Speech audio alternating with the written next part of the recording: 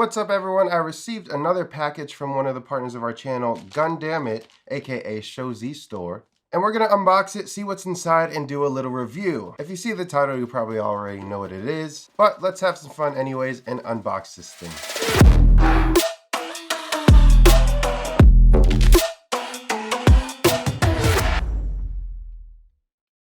First things first. I love that they always put these corner protectors on their boxes.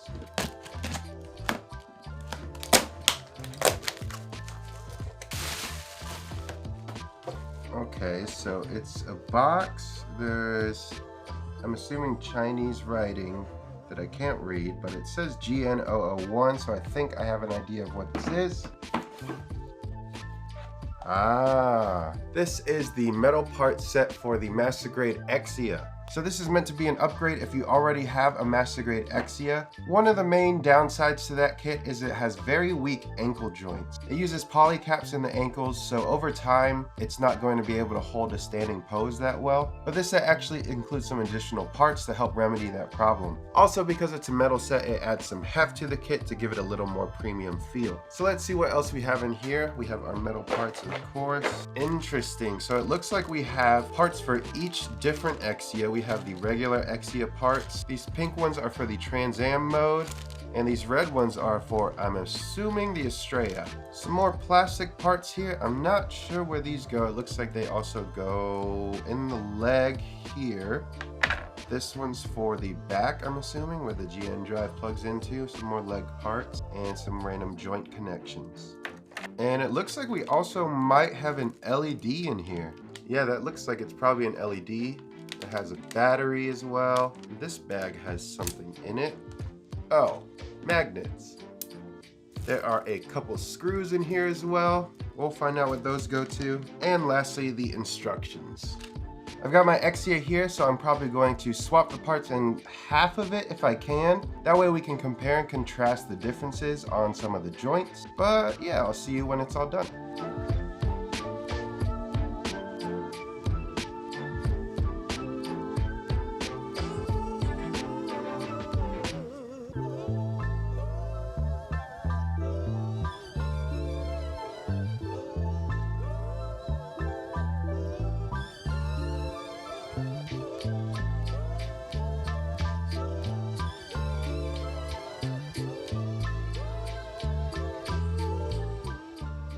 It took a little while and it's currently the next day, but here we have the semi-completed metal parts replacement kit. And taking a quick look at it, it has very nice metal accents peeking out all throughout the frame, and it's very reminiscent of a high-res kit or one of those metal build kits. So for now, to be able to compare the articulation, the parts I haven't replaced are the left leg and the left arm. Everything else in here has been replaced, and we'll be able to see the difference between the two. First, we're going to go over all of the parts that were replaced. Here, you can see exactly which ones. Some of the replacements were metal parts, others were a sort of hard ABS plastic. But one thing you'll notice is every single poly cap has been replaced in the kit.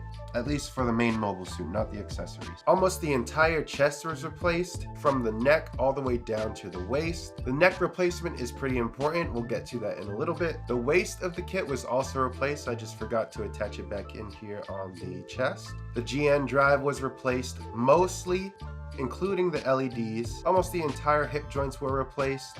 On the arms, we didn't see too much replaced except for this joint that is where the elbow is, as well as two poly caps in the arms. On the leg, we replaced pretty much the entire frame, as you can see here, including some of the armor parts. Like I showed before, these armor parts do come with the kit, but there is one thing about them that you'll need to know in case you're picky about specific things, and some additional parts on the base of the feet as well. So when you're first handling it completed, the first thing you'll notice is the weight difference, of course. As I stated earlier, it is a pretty decent bit heftier, and it gives it a little more premium feel, as well as makes it a little more solid. The second thing you'll probably notice is the rigidity of the joints. So with every poly cap being replaced in the kit, except for in the wrists, all of the joints are going to be slightly more reinforced and be able to withstand a little more weight. And to give an example here, the right leg has been replaced and the left leg retains all the same parts. I can hold it here right at the calf and you can see nothing happens. But if I switch over to the original parts and hold it by the calf, then it can't stand up. I mean, it is falling over a little bit because of the increased weight of the metal parts, but that still shows how much more reinforced the joints are and how much more stable the connections in the leg are. The leg joints are definitely way more stiff. As I said earlier, even on this left leg, I had to replace the part 2 because it doesn't match the joinery on the waist. The shoulder joints feel just about the same. I wouldn't say it's any better, and it's definitely not any worse, but it's not too noticeable of an upgrade. Same thing goes with the elbow joints. I don't think people really had an issue with them before, but at least now they have this nice metal accent. Turns at the waist are about the same, I would say. If anything, it might be slightly slippery. I don't think it's going to cause any issues with posing, but I think it's worth mentioning that it's definitely not as tight as all the other joints on the kit. The torso side to side motion is probably about the same. We don't see much difference there. Once again, not really an area of concern for the kit. The neck joint is about the same. Can't really complain about anything there. And that's pretty much the same for the rest of the chest area. Don't really see much difference. One important thing to note is that the GN drive is significantly more difficult to take out of the back. Not that it's stuck, but you lose leverage whenever this part comes off. And it's stuck to the point where I pretty much have to use pliers or some sort of pinching device to pull it out. Now, taking a look at the GN drive, it is mostly the same. The main difference we'll see is if you keep turning it around, there is going to be a slot right there. And in that slot is actually an LED pointing upward. Why does it need to point upward? That's because it actually illuminates a new area on the kit. I don't know if we'll be able to get a good shot of it, but inside the cavity for the GN drive, there's actually a new slot where the neck is. And if we pop off the head, we can actually see the neck joint is completely different. It is now this clear rod that sticks into a hole on the head. The poly cap in the head has also been replaced with one that has a hole in the top. That way there's a clear view of the clear parts for the eyes. So what does this allow us to do? I mean, I think it's pretty obvious. We can get illumination to the eyes now. On my kit, I actually had to take the eye sticker off, which in the end is gonna be for the better. But we can pop this GN drive back in here. And the way you turn the LEDs on is actually pretty interesting, and I did not expect it. You remember those magnets we saw a little while ago during the unboxing portion? That's how you turn them on. I've seen this technology before, but I've never actually used it before. It was pretty cool to see. It's almost like a magic wand. To turn on the front LED, you can't really get close enough to it. Oh, I guess you can. But usually I would have to open the cockpit and then tap it in that area to turn it on or off. But I guess if you just tap right on the center gem, it turns right on. And on the back for the GN drive, you can pretty much just tap anywhere and it'll turn on. Now I'll turn the lights off for this part so you guys can see it. The GN drive actually has a sort of animation to make it look like it's spinning around in a circle. That's just to simulate the GN drive actually doing something. One cool part is you can kind of see the light leaking through the sticker on the back camera. So you could either leave the sticker on or off. Either way, you'll see a little bit of the glow. An unexpected part is you can actually see the glow here on the top. Let me turn off another set of lights so you can see.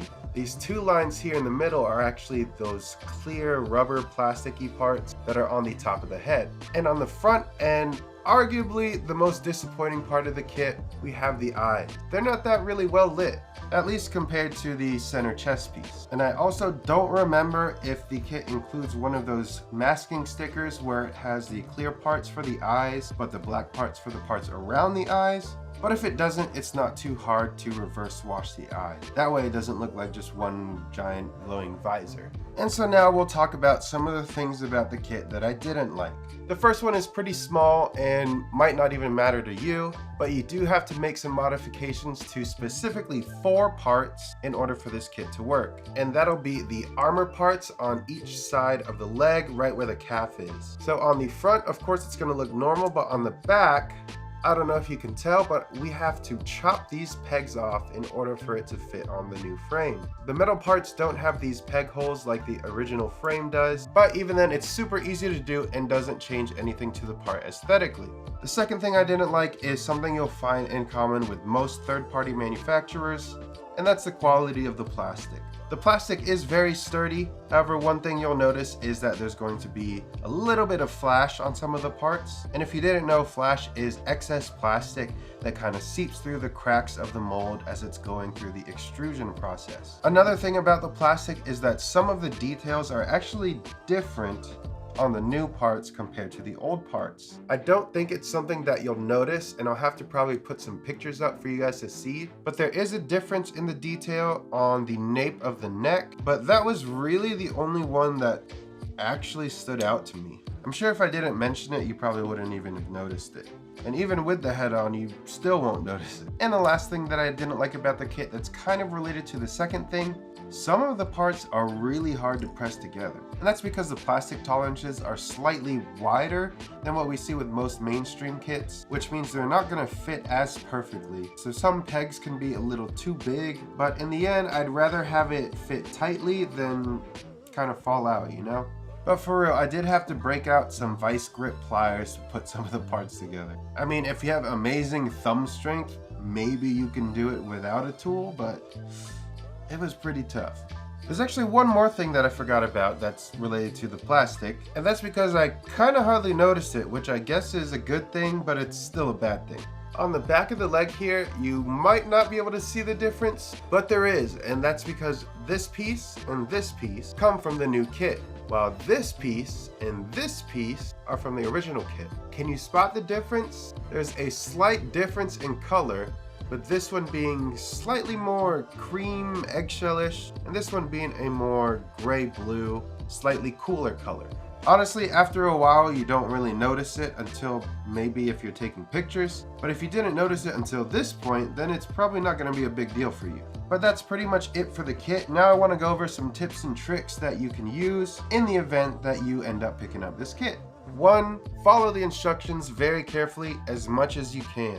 One thing I would definitely recommend is take off each of the limbs and don't add it back on until you've replaced all of the metal parts. For example, on the instructions, we start with the arm here, so I took the arm off. It took a little while for me to struggle to take it off and then make sure that the shoulder armor was in place, only to find out that I have to take the arm off again when I replace parts on the torso. So it's just a little more convenient. You don't have to do much messing with parts that you don't need to mess with, and it'll definitely save you a little bit of time.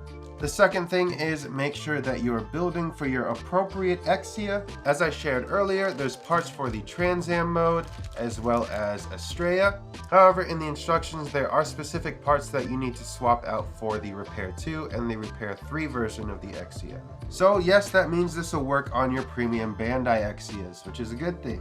And the last tip is don't be afraid to use a tool like this to push some parts together. Just make sure you're not exerting too much force. It's definitely a lot easier to exert too much force when you're using some pliers. As long as you're being careful, the metal and plastic don't really mind being squeezed by these. But if you want to be safe, you can put some thin microfiber around the jaws of the pliers, and that'll ensure that it won't scratch the metal. But if you do exert too much pressure, you still might make some slight indentations, which I don't think I ended up doing on any of the metal parts, so hopefully you won't need to use too much pressure. So overall, is this kit worth it? I would probably say yeah.